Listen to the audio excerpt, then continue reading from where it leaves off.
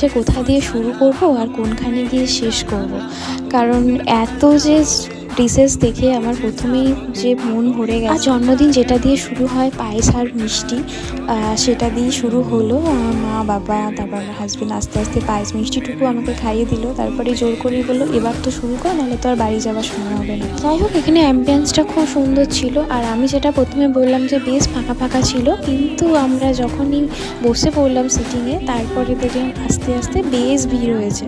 আর আমি যেটা লক্ষ্য করলাম, যতীন দাস পার্কের আউটলেটটা খুব একটা বড় নয়, তো সেজন্য ভিড়টা মনে একটু বেশি লাগলো। আর যেটা হাতিবাগানে আছে হয়তো সেটা অনেকটাই বড় শুনেছি, আমি এখনও যাইনি, গেলে হয়তো আপনার সাথে শেয়ার করব। এইবারে চলে আসি খাবারের রিভিউ নিয়ে। ওভারঅল সাজানো থেকে শুরু করে এখানে ওয়েলকামটা ছিল খুবই সুন্দর, আর খাবারও ছিল নো ডাউট ভালো, কিন্তু একটা ডিশেসে আমাদের খুবই ডিসঅ্যাপয়েন্টেড করেছে, যেটা হচ্ছে মাটন। আমি পার্সোনালি মাটনটা টেস্ট করিনি, কিন্তু আমার